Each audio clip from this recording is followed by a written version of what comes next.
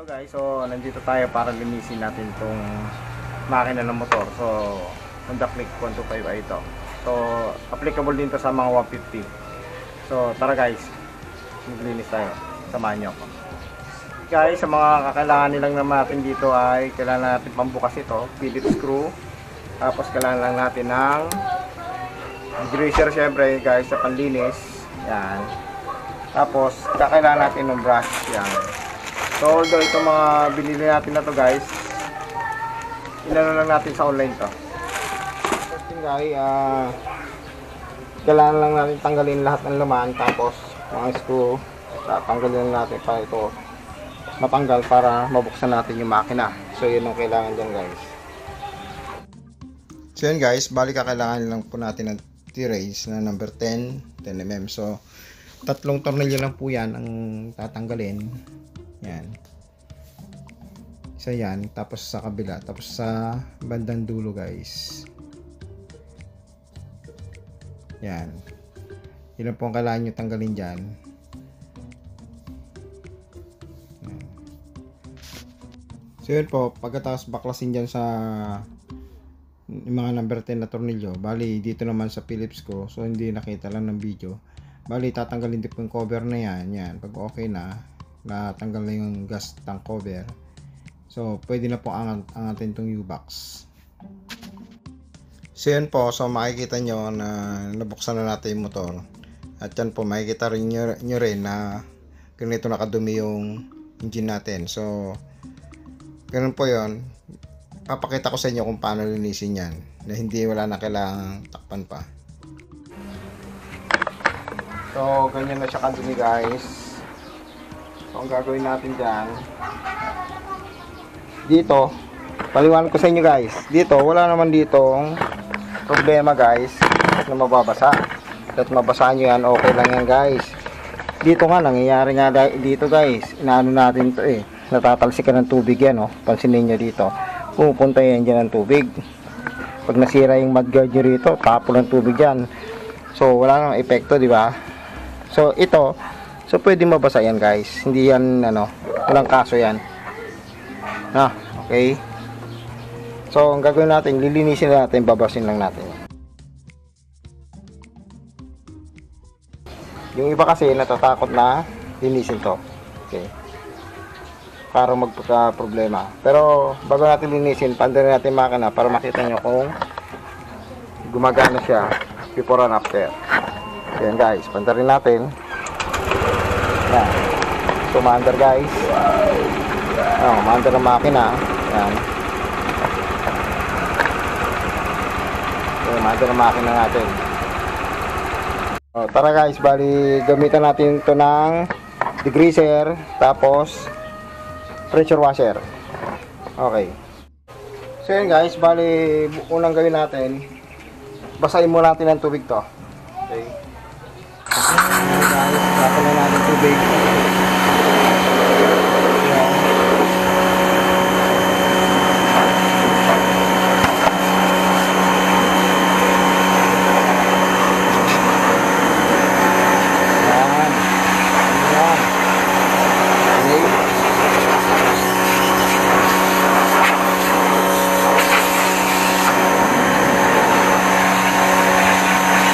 Talaga pag may pressure washer ka.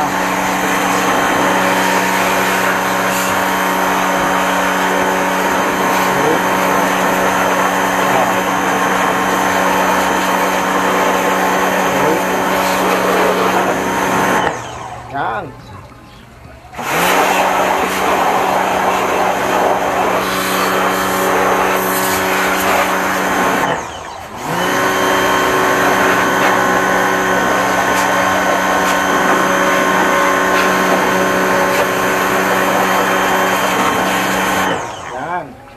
Po. Next natin, i-detailing na natin ng detailing brush po ito ang tawag dyan. Okay? So, i-degrease na natin ito guys para mas malinis. Detailing brush po yung gamit natin guys. So bumili na kayo sa online, marami po yan. Pati itong degreaser guys, sa online ko lang din binili yan. Huwag kayong matakot guys na sinasabi nga baka mag-short. Hindi po yan, wala po yan. Wala pong mag-short yan guys. Saan natin itong tangke guys.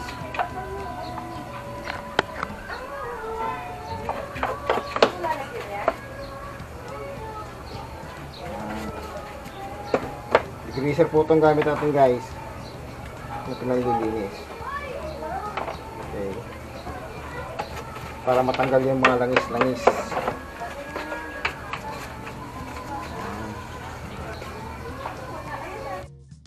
Bali, ito po yung gamit natin na degreaser guys, yung pinalilinis natin.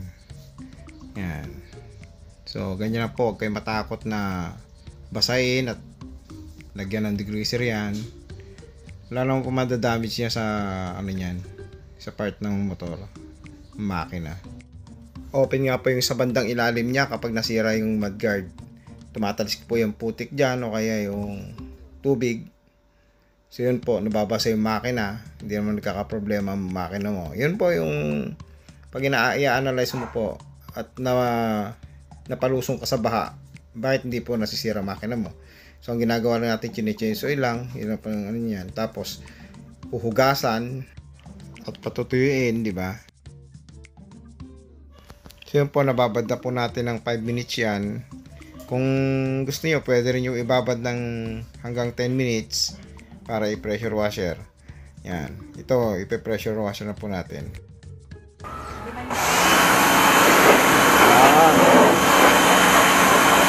Ang pag-pressure washer nyo guys, dapat ganyan yung spread niya, huwag nyo matuloy pa.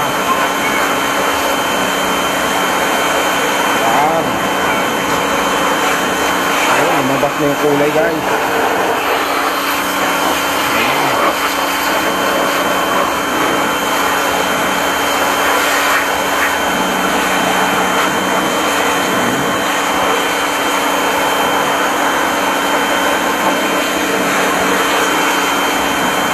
Gasan nyo lang maigi para hindi siya kalawangin. Yun po.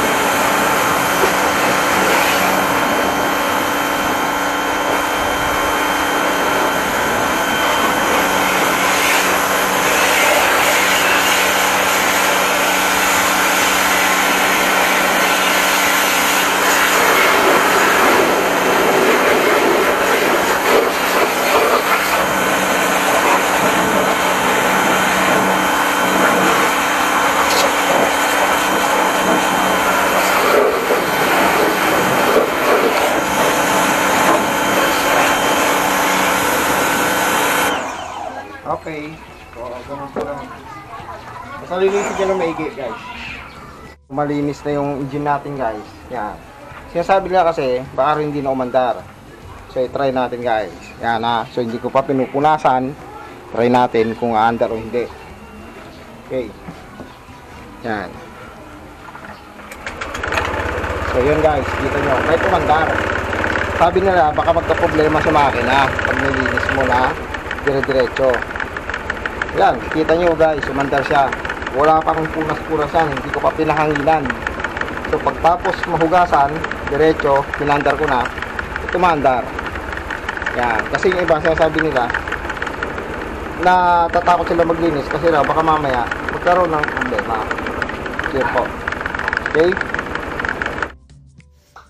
So yun guys, kung nakita nyo na ang gamit ko ay pressure washer. So ngayon, kung wala kayong pressure washer, pwede naman pong gumamit ng pressurized hose galing sa gripo.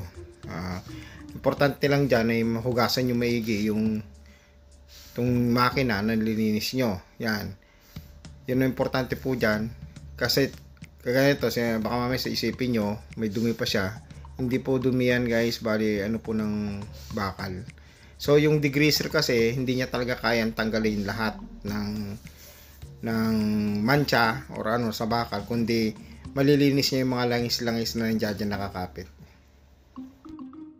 Natapos na po natin malinisin yung makina ng ano hanggang dito sa ibabaw yung motor. So yan po, done na po natin. Luminis na siya compared dun sa ano. So bali sa pagpabalik po naman ng pupuan kung paano nyo tinanggal guys, yun pa rin naman po ang gagawin nyo. Paano tinanggal, siya pa rin yung pagbabalik guys. So electronic lang yan, tatlo rito na digis, tapos dito may mga Phillips screw. Tapos ito naka-flip lang. Okay. Yun po. So try natin uli. Panda rin. Yan. Yan. Dalawang na tayo guys. So okay yung motor. Walang problema.